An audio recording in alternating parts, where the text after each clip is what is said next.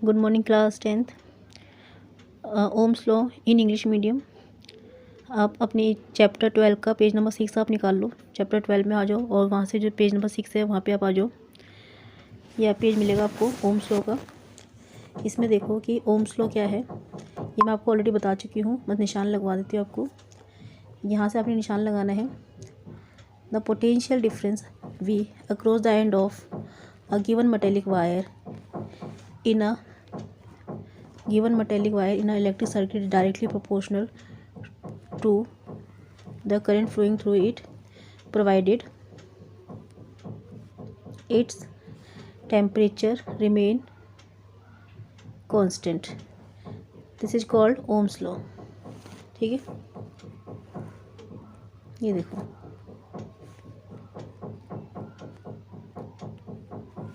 ठीक। तो आप इसको अंडरलाइन कर सकते हो। ये ओम्स लॉ है कि जब पोटेंशियल डिफरेंस जो है,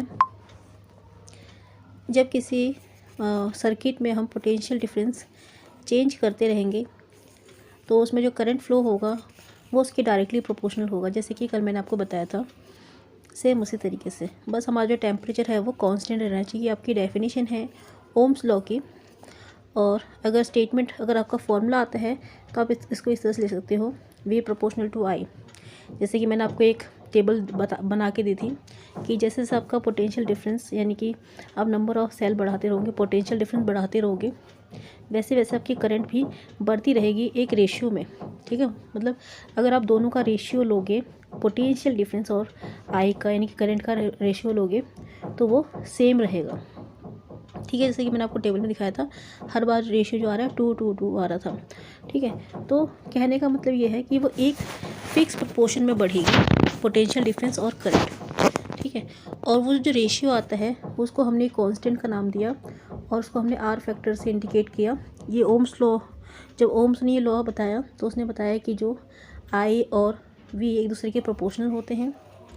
जैसे जैसे आपका पोटेंशियल डिफरेंस बढ़ेगा वैसे वैसे आपके सर्किट में करंट भी बढ़ेगी, लेकिन पूरी नहीं बढ़ेगी। जितना पोटेंशियल डिफरेंस आप दे रहे हो उतनी करंट नहीं जाएगी सर्किट के अंदर।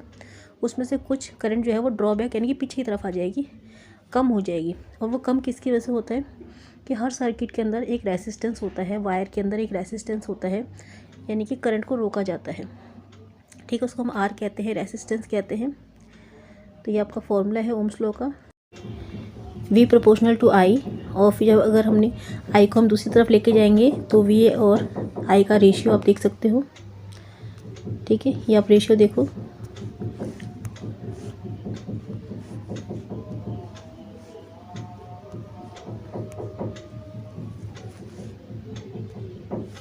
V और I का रेशियो कांस्टेंट आ रहा है और आपका R इक्वल टू R आ रहा है। और आपके पास नया फॉर्मूला आया ओम्स लॉ के अकॉर्डिंग, ये नया फॉर्मूला आपके पास आ गया, V इक्वल टू IR या R equal to V upon I, इस तरह से आप बोल सकते हो। ठीक है, तो अगर आपसे पूछा जाता है कि रेसिस्टेंस क्या है, तो पहले आप ये फॉर्मूला आप लिख सकते हो, ओम्स लॉ का फॉर्मूला आप लिख सकते हो, ये वाला फॉर्मूला, ये वाला फॉर्मूला आपका ओम्स लॉ का है। ठीक है, ये वाला कह लो, ऊपर वाला कह लो, आपका ओम्स लॉ का फॉर्मूला है, इसमें जिसमें आपका R को इंडिकेट किया गया है। फिर आप उसके बाद कह सकते हो कि R is a constant for a given metallic wire at a given temperature and is called its resistance. ठीक है, तो और रेसिस्टेंस क्या होता है, किन किन बातों पे डिपेंड करता है, जैसे मैंने आपको बताया था, रेसिस्टेंस आपका वायर की लेंथ पे, वायर की मोटाई पे और नेचर ऑफ द वायर इस पे डिपेंड करता है। ठीक है, देखते हैं आगे, इसके बारे में पढ़ते हैं। तो आगे चलेंगे, अब आप आ जाओ। अच्छा, जो ओम, ये जो रेसिस्टेंस है इसका SI यूनिट जो होता है ओम होता है। ओम को ऑनर देने के लिए, ओम को सम्मान देने के लिए, ये आप देख सकते हो अगले पेज पे, इट्स SI यूनिट जो है, इट्स SI यूनिट इज ओम। ठीक है, इसका SI यूनिट ओम है, representing by the Greek word, और इसको एक ग्रीक वर्ड से रिप्रेजेंट किया जाता है। आप देखो, ये ग्रीक वर्ड है। ठीक है, मैं आपको दिखाती हूँ, ये देखो, ये ग्रीक वर्ड है, ओम का सिंबल है। जहाँ भी ये देखो तो समझ लेना कि रेसिस्टेंस के बारे में बताया जा रहा है। ठीक है, तो अकॉर्डिंग टू ओम लॉ ये वाला फॉर्मूला जो आपका मेन फॉर्मूला बनता है वो ये वाला फॉर्मूला बनता है, R is equal to V/I। ठीक है, ओम्स लॉ का फॉर्मूला है।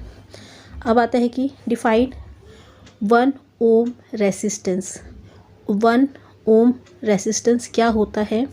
तो जैसे कि फॉर्मूले से पता चल रहा है, आप देख रहे हो फॉर्मूला, ये वाला फॉर्मूला देखो, R is equal to V/I।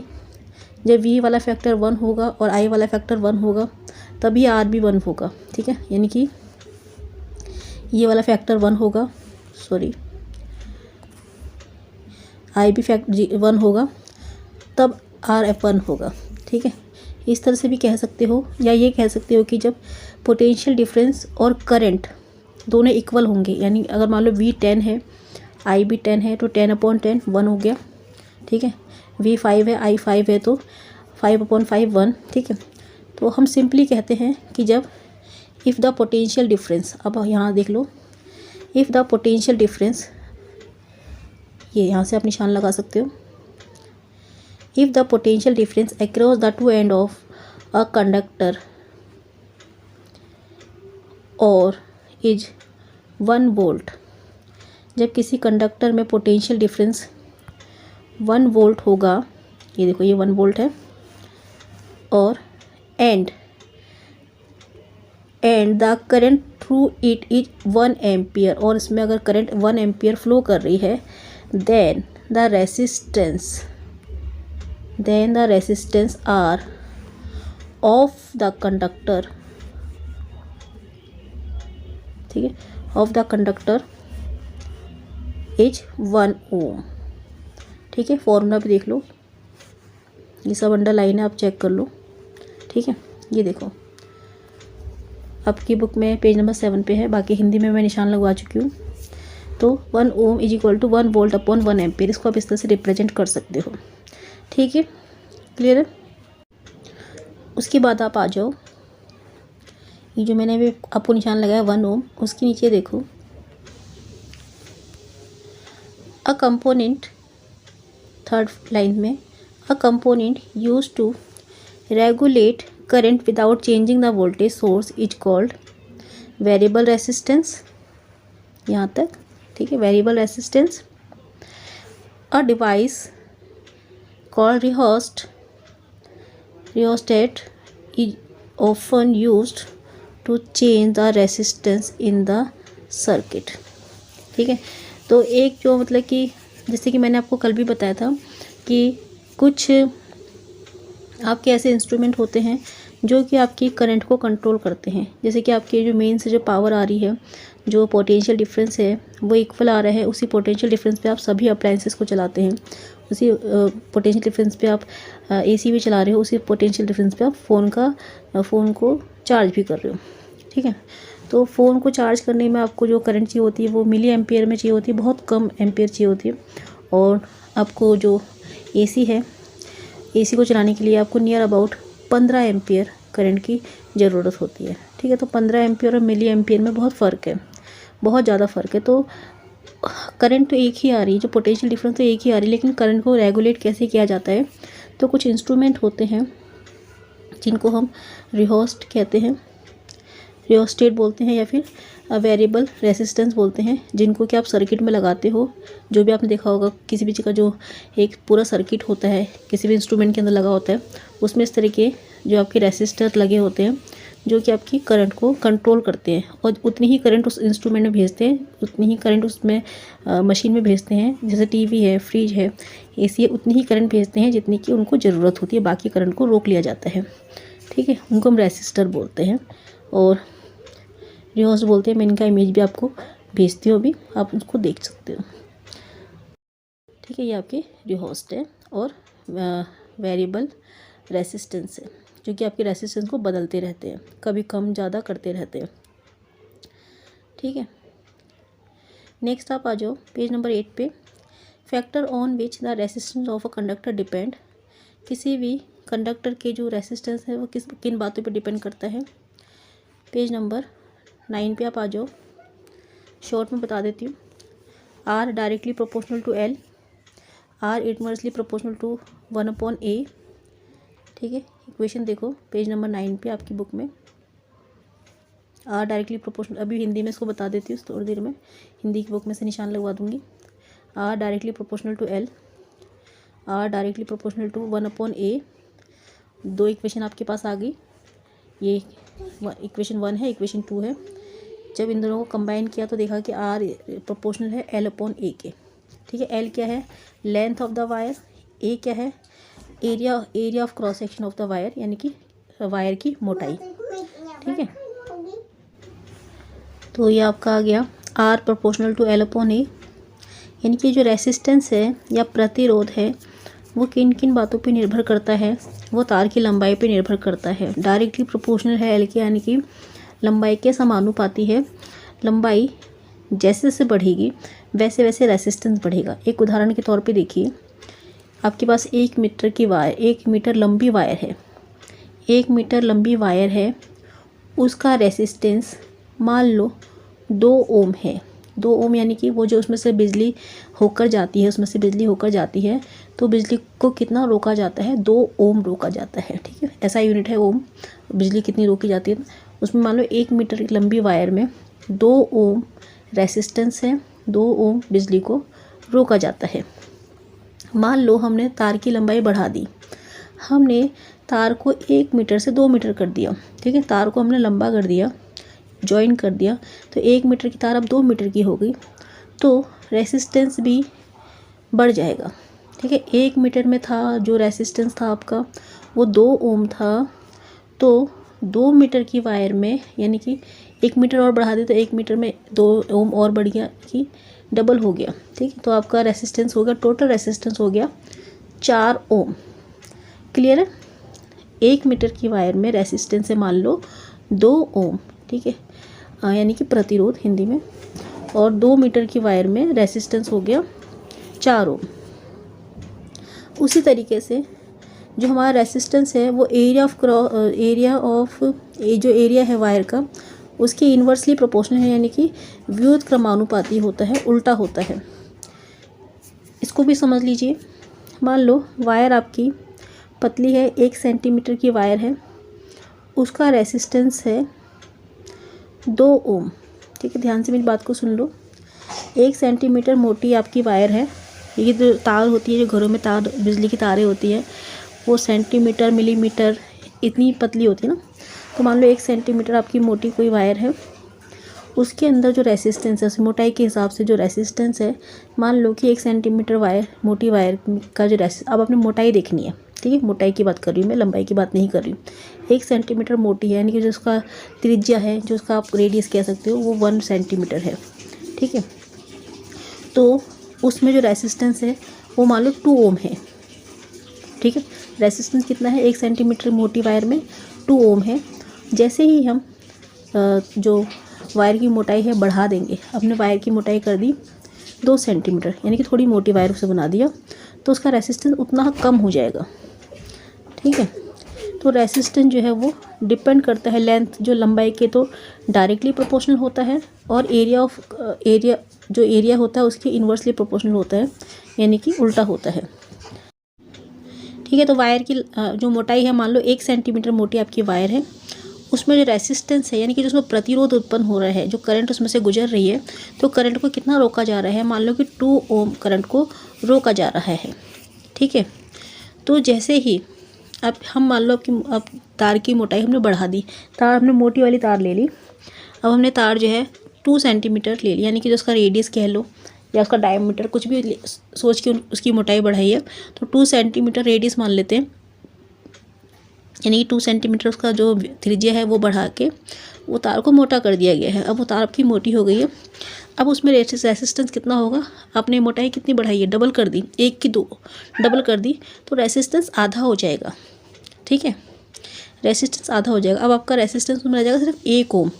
आपने देखा है जो बड़े बड़े अप्लाइंसेस होते हैं, AC होता है, गीजर होता है, जिसमें ज़्यादा करंट की ज़रूरत होती है, जो ज़्यादा करंट मांगते हैं, उनकी वायर अक्सर मोटी होती है। ठीक है, आपने देखा होगा मोटी वायर होती है। मोटी वायर क्यों होती है, ताकि उसमें ज़्यादा करंट जा सके।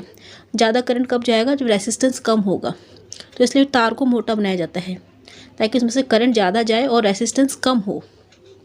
ठीक है, वही चीज़ मैं आपको समझाना चाहती हूँ। और जो छोटे छोटे अप्लायंसेस होते हैं, जैसे कि आपका फ़ोन का चार्जर ही मान लो, तो उसकी तार जो है पतली होती है, क्योंकि हमें उसमें रेसिस्टेंस ज़्यादा चाहिए होता है, करंट कम चाहिए होती है। तो रेसिस्टेंस ज़्यादा रहे तो इसलिए तार पतली बना देते हैं, ताकि करंट कम से कम अंदर जाए और फ़ोन चार्ज भी हो जाए और वो फटे भी ना, ठीक है, उसके अंदर ज़्यादा करंट से वो ब्लास्ट ना हो जाए। ठीक है, समझ में आ गया आप लोगों को। तो रेसिस्टेंस यानी प्रतिरोध किसी भी कंडक्टर का, किसी भी सर्किट का डिपेंड करता है दो चीज़ों पे। आगे एक चीज़ और है, उस पर भी हम डिस्कस करेंगे। दो चीज़ों पे, लेंथ ऑफ द वायर, जो तार की लंबाई है उस पर डिपेंड करता है, उसके डायरेक्टली यानी कि समानुपाती होता है। लेंथ जैसे जितनी लेंथ बढ़ेगी उतना गुना आपका रेसिस्टेंस या प्रतिरोध बढ़ेगा। ठीक है, इनवर्सली प्रोपोर्शनल होता है, या इसे हिंदी में कह सकते हैं व्युत्क्रमानुपाती होता है एरिया ऑफ क्रॉस सेक्शन का, यानी कि मोटाई का, तार की मोटाई का। जितनी मोटी तार होगी उतना रेसिस्टेंस कम होगा, जितनी पतली तार होगी उतना रेसिस्टेंस ज़्यादा होगा। ठीक है, जैसे कि फॉर एग्जांपल, ये एग्जांपल मैं पहले भी आपको समझा चुकी हूँ कि मान लो एक पतली सड़क है, एक पतली सड़क है, उसमें बहुत सारी ट्रैफिक जा रही है। ठीक है, बहुत सारी ट्रैफिक एक साथ जा रही है, तो आप देखोगे कि वहाँ पे जाम ज़्यादा लगेगा। ठीक है, यानी कि प्रतिरोध या रेसिस्टेंस ज़्यादा होगा। अगर हम उसी सड़क को चौड़ा कर दें, मतलब बड़ा रोड बना दे, चौड़ा रोड बना दे, तो गाड़ियाँ बड़ी स्मूथली, से हाईवे पे आपने देखा बड़ी स्मूथली हाई स्पीड में गाड़ियाँ जा पाती हैं। रेसिस्टेंस नहीं होता, कोई प्रतिरोध नहीं होता, प्रतिरोध या रेसिस्टेंस का मतलब रुकावट, करंट को जाने में कोई दिक्कत नहीं होती। ठीक है, तो एरिया पे डिपेंड करता है ना। अगर पतली सड़क है तो जाम लगेगा, रेसिस्टेंस ज़्यादा होगा, और जितना अगर आप रोड को चौड़ा करते चले जाओगे उतना रेसिस्टेंस कम हो जाएगा। ठीक है, और करंट आसानी से जा सकता है। ठीक है, अच्छा, अब तो आप फॉर्मूला देखो, इन्होंने क्या किया है, दो फॉर्मूले हैं। R प्रोपोर्शनल टू L, यानी कि R प्रतिरोध L के समानुपाती है। दूसरा है R proportional to 1/A, 1/A यानी A मतलब उल्टा प्रोपोर्शनल है। ठीक है, फिर इन्होंने क्या किया, दोनों जो फॉर्मूले हैं, क्योंकि इसमें R इसकी भी प्रोपोर्शनल है और R इसकी भी प्रोपोर्शनल है, दोनों फॉर्मूलों को मिला के एक फॉर्मूला बना दिया है, R प्रोपोर्शनल टू L/A। ठीक है, दोनों को मिलाओगे तो L/A ही बनेगा। और जब मैंने बोला, जब भी हम प्रोपोर्शनलिटी का साइन हटाते हैं तो हम इक्वल लगाते हैं, तो उस प्रोपोर्शनलिटी के बदले, इसके बदले हमें कोई एक अल्फ़ाबेट देना होता है या कोई नंबर देना होता है जो कि वहाँ पे सूटेबल हो। ठीक है, वहाँ पे रखा जा सके। तो जिन्होंने देखा R = बराबर कर दिया, तो प्रोपोर्शनलिटी का साइन हटा के यहाँ पे इन्होंने एक P वर्ड रखा। दिख रहा है आपको ये P वर्ड, P, फिर L/A तो आपके पास ऑलरेडी था। इस P को हम बोलते हैं रो। देखो ये आपका है रो। ठीक है, तो आप देखो ये आपका है रो, ये देखिए ये रो। ठीक है, ये P जो है आपका दिख रहा है, P आपको, ये आपका रो है। ये देखो ये P है, इसको हम रो कहते हैं, रो, और इसको हम रेसिस्टिविटी भी बोलते हैं।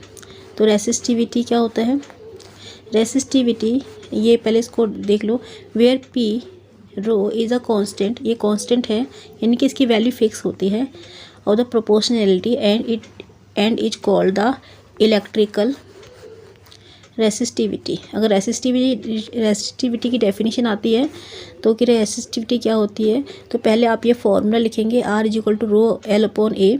उसके बाद इसको डिफाइन करेंगे कि रो एक कांस्टेंट है, प्रोपोर्शनलिटी का कांस्टेंट है, और इसको हम इलेक्ट्रिकल रेसिस्टिविटी कहते हैं। ठीक है, ये आप अंडरलाइन कर सकते हो, कांस्टेंट है।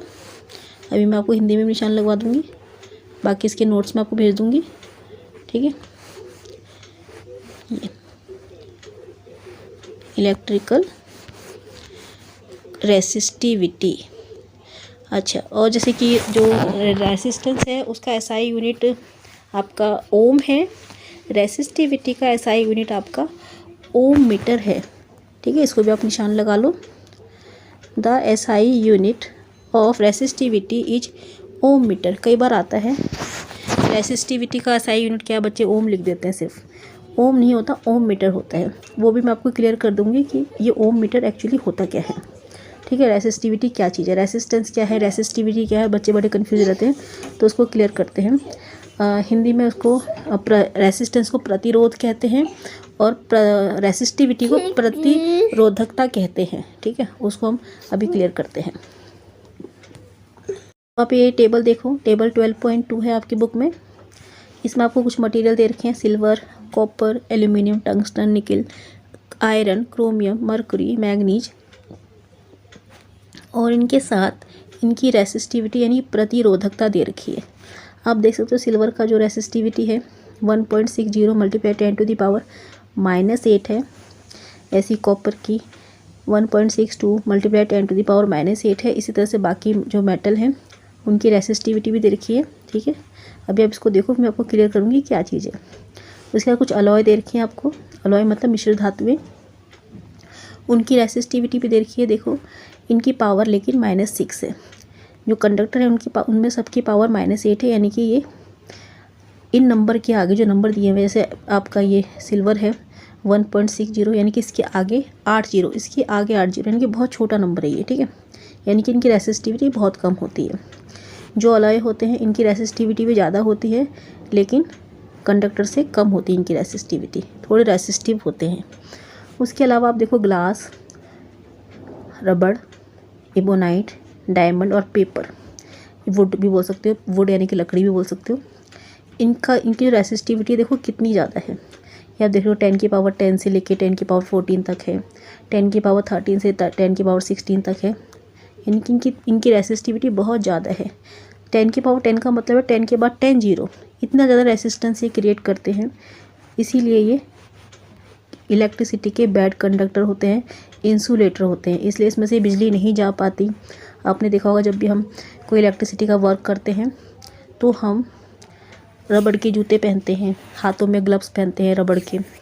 ठीक है, या फिर जो पॉलीथीन होती है या लकड़ी के इंस्ट्रूमेंट हम यूज करते हैं इलेक्ट्रिसिटी का काम करते हुए, इसीलिए करते हैं क्योंकि इनमें हाई रेसिस्टेंस होता है, रेसिस्टिविटी इनकी हाई होती है और ये करंट को नहीं आने देते अपने अंदर और हमें करंट नहीं लगता। ठीक है, अब हम बात कर रहे थे रेसिस्टिविटी या प्रतिरोधकता, वो क्या होता है उसको जान लेते हैं। ओके, तो हम रेसिस्टिविटी यानी ये प्रतिरोधकता के बारे में बात करते हैं कि प्रतिरोधकता होता क्या है। तो आप वापस से इस फॉर्मूले में आ जाइए, जो फॉर्मूला हमने अभी देखा। रेसिस्टेंस किन किन बातों पे निर्भर करता है। रेसिस्टेंस की किसी भी सब्सटेंस का, किसी भी जो कंडक्टर है उसका रेसिस्टेंस 3 बातों पे निर्भर करता है। उसकी लंबाई पे, जैसे जैसे लंबाई बढ़ेगी रेसिस्टेंस बढ़ेगा। एरिया पे, जैसे जैसे एरिया बढ़ेगा तो रेसिस्टेंस कम होगा। ठीक है, क्योंकि ए नीचे है ना, अपॉन में कुछ नीचे होता है वो कम होता है। जैसे जैसे एरिया बढ़ेगा किसी भी कंडक्टर का, तार का एरिया बढ़ेगा यानी कि मोटाई बढ़ेगी तो रेसिस्टेंस कम होगा। फॉर एग्जांपल जैसे ए है, ए 1 है तो 1 यानी कि ऊपर एल को सिर्फ 1 से डिवाइड करना पड़ेगा तो बड़ा फैक्टर आएगा, तो आर आपका बड़ा आएगा। अब मान लो कि एक एग्जाम्पल के तौर पर देखो, मैं आपको करके बताती हूँ। अभी आप रो को भूल जाओ, इस रो को काट दो। अब ये देखो R = L/A है। अब मान लो, ठीक है, ये फॉर्मूला आप देखो, पहले इसको मैं मिटा देती हूँ। अब मान लो कि L आपका 10 मीटर है और A मान लो कि आपका 1 सेंटीमीटर है। ठीक है, मतलब थोड़ा यूनिट में थोड़ा गड़बड़ हो रही है, लेकिन कोई बात नहीं, ये मीटर में कर लेते हैं। ठीक है, मीटर में क्योंकि मोटाई मीटर में नहीं होती तो इसलिए सेंटीमीटर में। चलो अब मान लो कि जो L है वो 10 है और A 1 है, तो R कितना हो जाएगा आपका, R हो जाएगा 10, यानी कि रेसिस्टेंस हो जाएगा 10 ओम। ठीक है, ये समझ में आ गया। अब मान लो एरिया बढ़ रहा है, यानी कि तार की मोटाई बढ़ रही है। अब हम क्या करेंगे, तार को हम मोटा कर देंगे, थोड़ा सा 2 सेंटीमीटर या 2 मीटर कर देंगे। ठीक है, 2 सेंटीमीटर मोटा कर दिया। अब आपका R देखो कितना आएगा, अब आपका R आएगा 5 ओम। आप देख रहे हो जैसे जैसे तार की मोटाई बढ़ रही है रेसिस्टेंस कम हो रहा है। ठीक है, चलो इसको भी मिटा देते हैं। अब हम मानते हैं, अब हमने तार की जो मोटाई है वो 5 कर दी। अब हमने यहाँ पे 5 कर दिया, तो अब आपकी रेसिस्टिविटी कितनी आई है, रेसिस्टेंस कितना आया है। रेसिस्टेंस आया आपका 5 दूनी 10 यानी कि 2 ओम। तो आप देख रहे हो जैसे जैसे इसकी मोटाई बढ़ती जा रही है वैसे वैसे रेसिस्टेंस कम होता जा रहा है। ठीक है, तो आपको समझ में आ गया होगा कि मैं क्या कहना चाहती हूँ कि तार की मोटाई जैसे जैसे बढ़ेगी वैसे वैसे उसका रेसिस्टेंस कम होता चला जाएगा, और रेसिस्टेंस कम होने का मतलब उसमें से ज़्यादा करंट जा सकती है। ठीक है, अब हम रो की बात करते हैं। रो क्या है, रो की बात करते हैं। रो क्या है, अब रो को हम इस तरह से लिख सकते हैं ना, ये देखिए ये जो है ए एल अपॉन ए है, इसको हम दूसरी तरफ लेके जाएंगे तो हमारा फॉर्मूला क्या बनेगा, rho is equal to R A upon L. ये फॉर्मूला बन गया। अब देखो ज़रा इसको, ये फॉर्मूला हमारा बन गया रो। ये थोड़ा सा रो लिखने में थोड़ा सा गड़बड़ हो रहा है, थोड़ा सा उसको थोड़ा सा घुमाना पड़ता है, थोड़ा सा आप इसको इस तरह से घुमा सकते हैं, छोटा सा पी की तरह बनाते हैं। ठीक है, तो रो हो गया, रो आपका is equal to R A upon L हो गया। ठीक है, रो होता है किसी भी मेटल का यूनिट एरिया, यूनिट एरिया यानी कि ये यूनिट लेंथ का रेसिस्टेंस। ठीक है, अगर मैं कहती हूँ, ध्यान से देखना आप लोग, अगर मैं कहती हूँ एक 10 मीटर लंबी तार है, एक 10 मीटर लंबी तार है, उसका रेसिस्टेंस 10 ओम है, उसका रेसिस्टेंस 10 ओम है, तो 1 मीटर लंबी तार का जो रेसिस्टेंस होगा 1 ओम होगा, वो रेसिस्टिविटी है। ठीक है, यानी कि समझ लो कि यूनिट एरिया, अगर मान लो मैं कह रही हूँ एक जो तार की मोटाई है वो 10 सेंटीमीटर है, 10 सेंटीमीटर बहुत ज़्यादा होता है। एक आइडिया, एक मतलब कि एक समझ लो कि इस चीज़ को कैलकुलेशन के तरीके से, एक 10 सेंटीमीटर मोटी वायर है, उसका रेसिस्टेंस 10 ओम है, तो 1 सेंटीमीटर का कितना होगा, 1 सेंटीमीटर का जो है, क्योंकि 1 सेंटीमीटर में रेसिस्टेंस ज़्यादा होगा, तो समझ लो कि 1 सेंटीमीटर का जो आपका रेसिस्टेंस है वो आपका मान लो 50 ओम है, तो वो आपकी रेसिस्टिविटी है। क्लियर है, यानी कि यूनिट एरिया और यूनिट लेंथ का जो रेसिस्टेंस होता है उसको हम रेसिस्टिविटी या हिंदी में प्रतिरोधकता कहते हैं। ठीक है, अच्छा अब इसका जो ऐसा यूनिट है वो देख लो कैसे बना, ये मिट नहीं रहा, पूरा मिट गया। ठीक है, देखो ऐसा यूनिट कैसे बना, फिर से लिखते हैं, rho is equal to R A upon L. R का ऐसा यूनिट होता है ओम,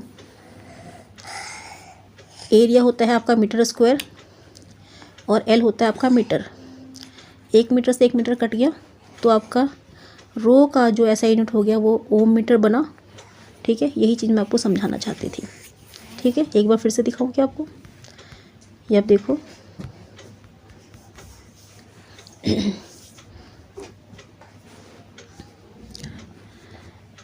ये आपका है rho is equal to R A upon L. ठीक है, तो जो रेसिस्टेंस होता है उसका ऐसा यूनिट यो ओम होता है, एरिया का ऐसा यूनिट होता है, एरिया मतलब मीटर स्क्वायर। ठीक है, मीटर होता है, और जो लंबाई होता है उसको हम मीटर में नापते हैं। ठीक है, 1 मीटर से 1 मीटर कट गया, आपके पास क्या बचा, ओम मीटर। तो रेसिस्टिविटी यानी कि प्रतिरोधकता का जो ऐसा यूनिट होता है वो ओम मीटर होता है। क्लियर है, समझ में आ गया आप लोगों को? ओके, ठीक है, आगे हम बढ़ते हैं, ये आपको समझ में आ गया होगा। तो इस तरह के आपको न्यूमेरिकल दे रखे हैं, न्यूमेरिकल को भी हम डिस्कस कर लेंगे, ऐसी क्लास के दौरान हम न्यूमेरिकल को डिस्कस कर लेंगे। अब हम आगे चलते हैं, जो इसमें बहुत ही इम्पोर्टेंट टॉपिक है उसको देख लेते हैं। ये है आपका क्वेश्चन दे रखे हैं, इस क्वेश्चन को हमें आगे छोड़ के आगे जाना है। Resistance of a system of resistor, कि रेसिस्टेंस यानी कि जब हम किसी सर्किट में रेसिस्टेंस जोड़ते हैं, उनको जोड़ने के 2 तरीके होते हैं। ठीक है, तो आपका ये 12.6 है, हिंदी मीडियम वाले भी देख लो 12.6 पे क्या है। ठीक है, इसका टॉपिक मुझे याद नहीं आ रहा, उसका टॉपिक कुछ डिफरेंट है। तो resistance of a system of resistor, की रेसिस्टेंस को जब हम जोड़ते हैं किसी भी सर्किट में तो 2 तरीके से जोड़ सकते हैं। नंबर 1, ये आप देखो, आपकी चैप्टर का पेज नंबर 12 है। ठीक है, और मैं फिगर बता देती हूँ, हिंदी मीडियम वाले बच्चे देखेंगे। फिगर 12.6 है, रेसिस्टर इन सीरीज, रेसिस्टर श्रेणी क्रम, ये रेसिस्टर का साइन होता है। ये आपको जिग जैग की लाइनें दिख रही हैं, ये zig zag R1 R2 3 resistor लगे हुए हैं। या तो आप रेसिस्टर को सर्किट में लाइन से जोड़ सकते हो, देखो एक ये लगा है उसके बाद दूसरा लगा है, फिर तीसरा लगा है। लाइन से जोड़ेंगे तो उसको श्रेणी क्रम तरीके से बोलते हैं, और इंग्लिश में सीरीज में बोलते हैं कि सीरीज में जोड़ा हुआ है, ठीक है। और दूसरा तरीका है देखो रेसिस्टर को जोड़ने का, ये देखो पैरेलल दिख रहा है आपको। ये एक रेसिस्टर है R1, दूसरा रेसिस्टर R2, ये फिगर 12.7 है, ठीक है। ये आपका R1, R2, R3। आप देखो इसको, इनके जो R1 का ये वाला कोना, R2 का भी ये वाला कोना और R3 का भी एक कोना एक साथ जोड़ा गया है, और R1 का दूसरा कोना, R2 का दूसरा कोना और R3 का दूसरा कोना Y पे जोड़ा गया है, ठीक है। दिख रहा है आपको, ये देखो ये कोना ये है, ये आप देखो ये जो ये हो गया आपका, ये देखो 2 कोने, ठीक है, सॉरी, ठीक है। तो आप देख सकते हो, एक मिनट, तुमने रेड कलर क्यों चुना मम्मा? ठीक है, ये आप देखो, ठीक है। एक्स पे R1, R2, R3 का एक कोना जुड़ा है जो वायर है, इसका 2 एंड होते हैं, तो एक एंड तीनों का एक तरफ जोड़ा है और दूसरा एंड वाई पे जोड़ा है। अगर इस तरह से आपके रेसिस्टर जुड़े हैं तो उसको हम पार्श्व क्रम बोलते हैं हिंदी में, और इंग्लिश में बोलते हैं पैरेलल, ठीक है। देखो पैरेलल कनेक्शन है ये, आप देख सकते हो रेसिस्टर इन पैरेलल लिखा हुआ है, और हिंदी में इसको बोलते हैं पार्श्व क्रम में जोड़ना, ठीक है। तो इसके बारे में हम डिटेल में पढ़ेंगे और फिर उसके बाद आगे का पढ़ेंगे। आज का हम टॉपिक यहीं ख़त्म करते हैं। Okay bye.